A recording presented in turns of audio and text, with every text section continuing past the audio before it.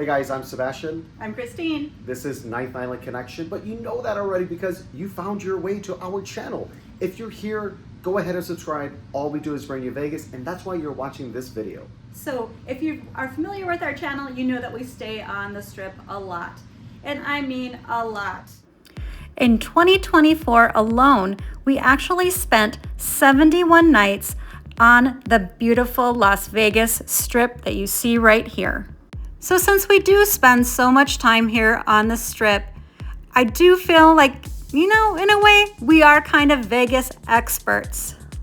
So in this video, we want to share with you 10 things that you need to know about Las Vegas.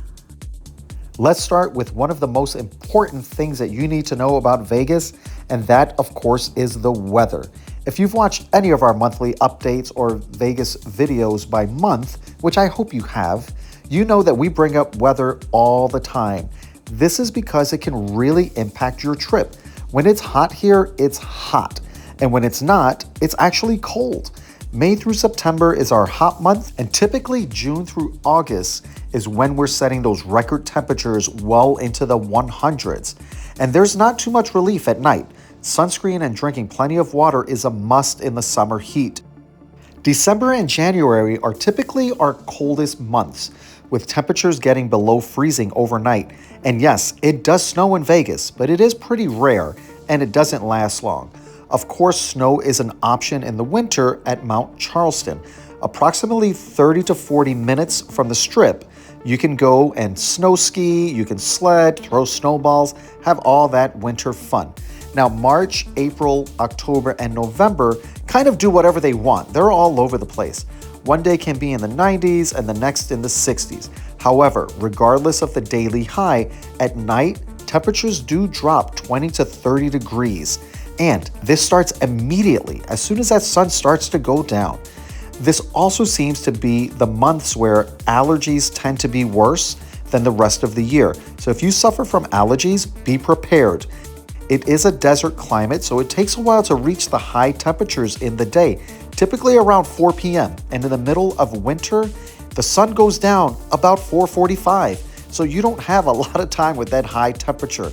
It's also dry all year long, but especially in the cooler months. So pack your lotion and chapstick. While it is a desert climate, we do get rain. Summer is monsoon season and flooding can happen very fast, especially on the Strip. You've all seen those videos over at the link with all of the flooding. That's because it's the lowest point in the valley, and that's a lot of rain coming down all at once. So always keep a close watch on the weather and pack layers to stay comfortable with the changing temperatures throughout the year. The next thing that you need to know is that things are not as close as they seem. Downtown is much more compact than the Strip, but you still tend to spend a lot of time on your feet. While the Strip looks quite walkable, it is really quite large. And add in all of the pedestrian bridges and those broken escalators, so just know you will get your steps in. Just walking through most of the properties themselves is a hike. So as we always recommend, bring comfortable shoes. And if you have one of those cute outfits that require heels, we recommend mapping your route to do the least amount of walking and saving your feet. You don't want to be those people walking barefoot down Las Vegas Boulevard carrying your shoes. That's just disgusting. Now we have to talk about one of my least favorites. This is all of the extra fees that start to pile up as soon as the airplane hits the tarmac. Unfortunately, there are so many additional fees that people may not anticipate or even budget for, and this is going to leave you shocked.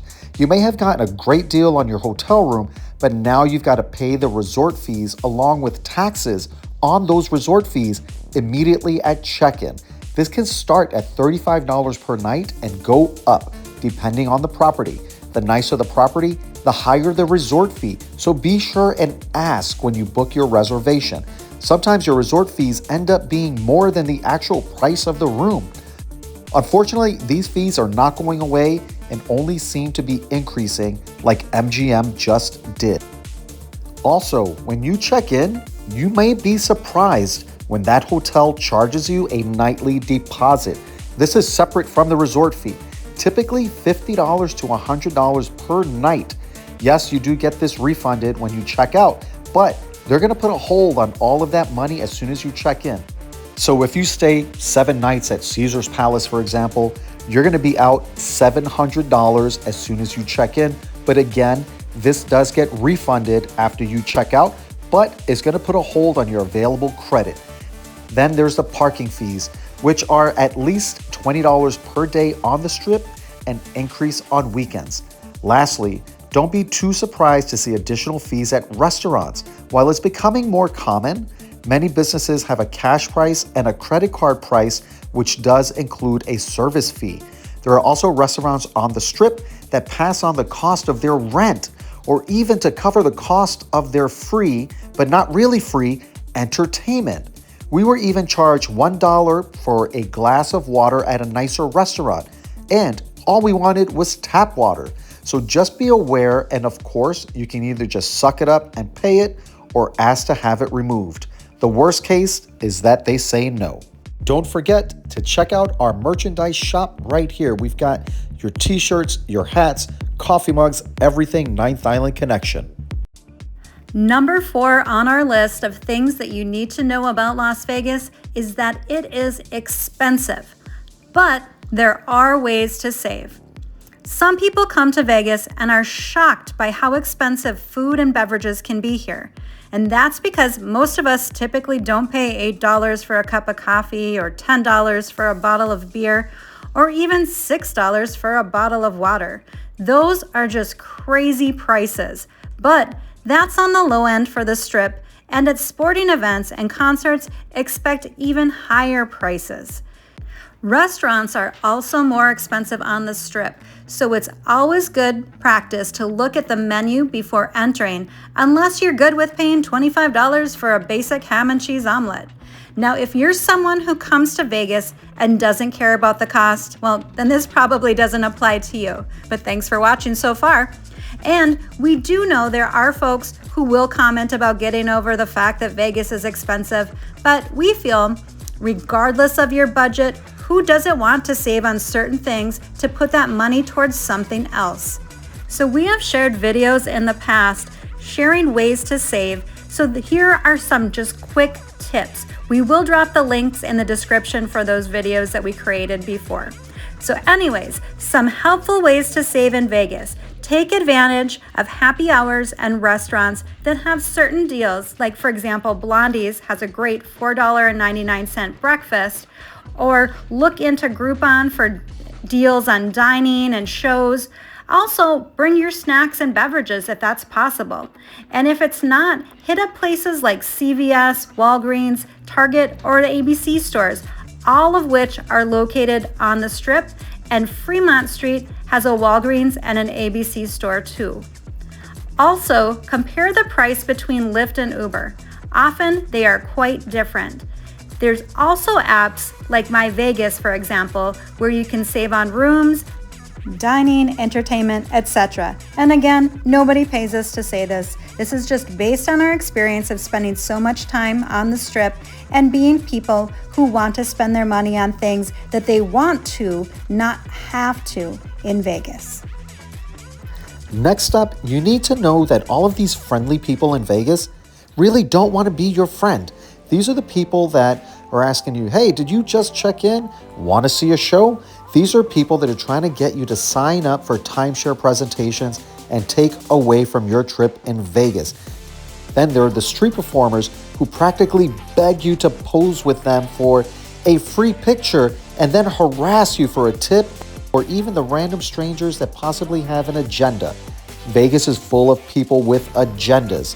Some are based on the honest hustle and others are just hustlers. Always remember, 99.9% of things to do in Vegas are not free. Next on our list is transportation. We get asked about this so often that we have actually created videos that are just dedicated to this topic, and of course, we'll drop them into the description. Anyways, when it comes to getting around Vegas, you need to know a few things. First of all, your options include rideshare like Lyft and Uber, taxis, the Deuce, which is our bus, the monorail, which goes from MGM Grand to Sahara, and the free trams that connect Bellagio to Park MGM and Excalibur to Luxor and Mandalay Bay, and of course, then there's just good old-fashioned walking.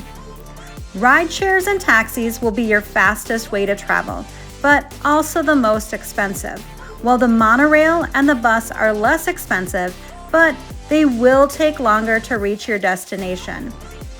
During busy travel times or right after a large event, you can expect major delays with getting a ride, as well as a lot of traffic.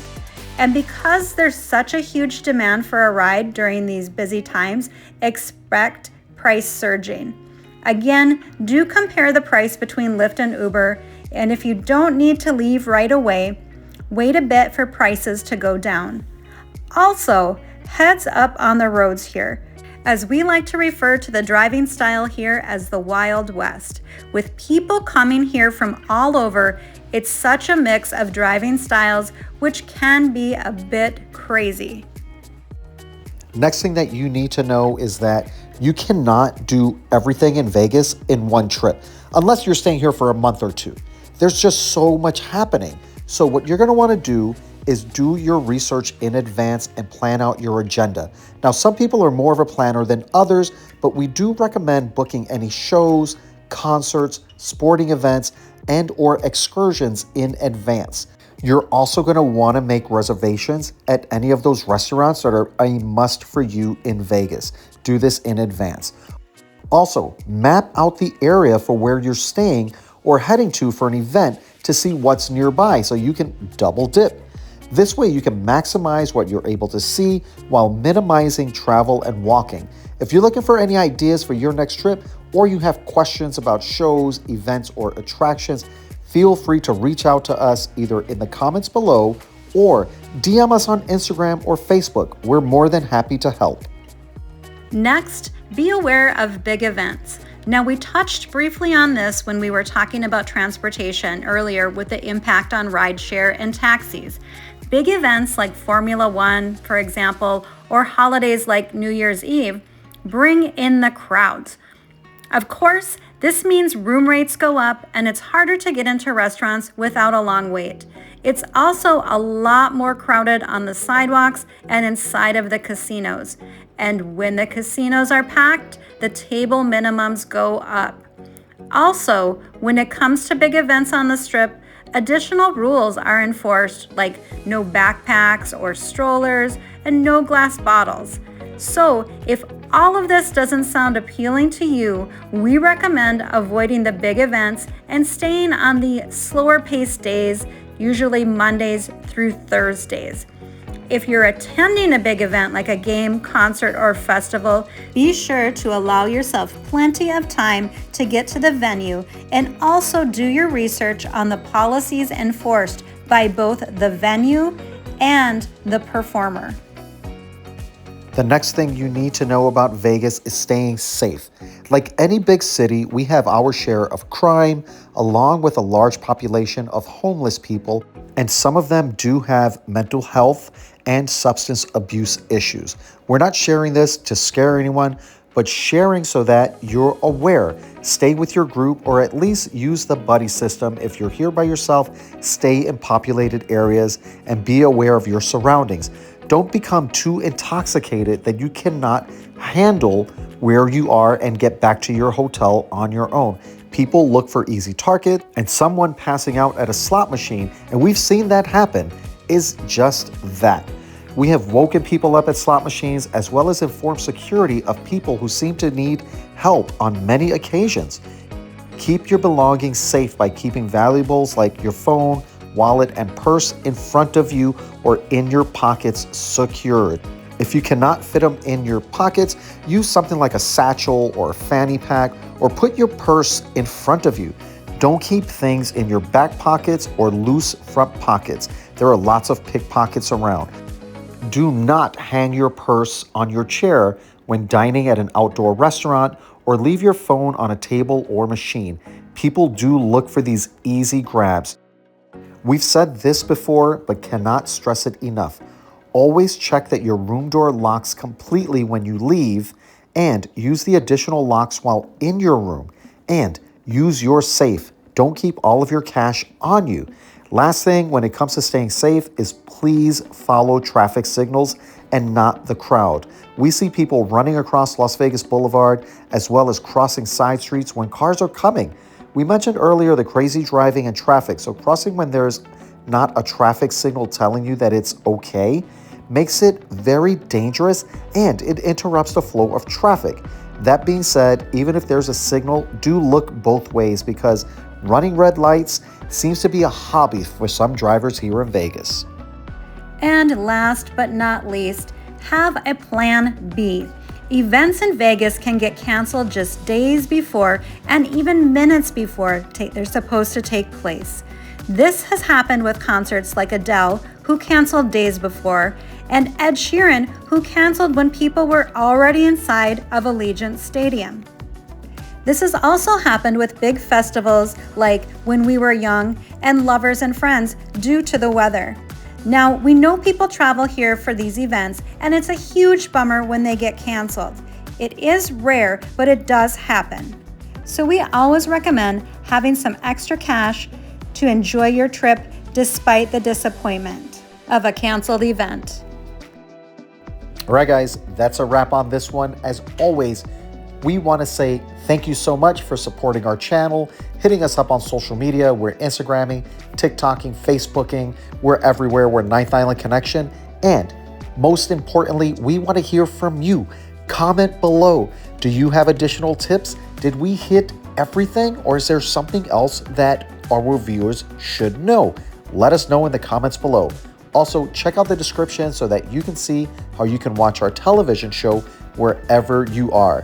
We appreciate you guys, and we'll see you next time. Ninth Island Connection highlights Las Vegas businesses, entertainment, events, and activities on and off the Strip, keeping our viewers connected with the Ninth Island of Las Vegas.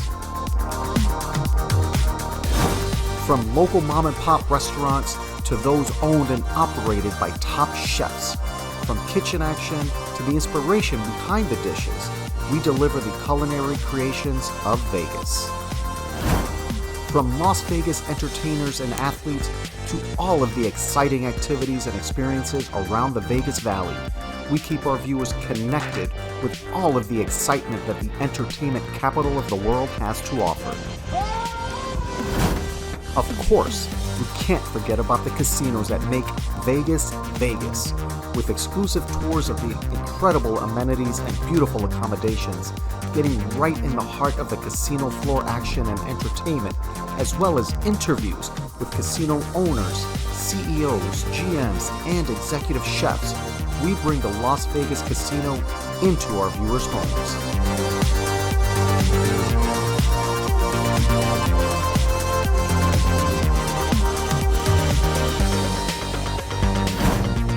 Highlighting lesser-known areas like the Fremont East District, the Arts District, and Brewery Row, we bring attention to these small businesses that have become fast favorites in the local community. We bring our viewers a complete Vegas experience. We also invite our viewers along as we venture into the great outdoors of the Las Vegas Valley, sharing short road trips, hikes, and the unique sights found in the Mojave Desert. Great people, great stories, great connections, only on Ninth Island Connection.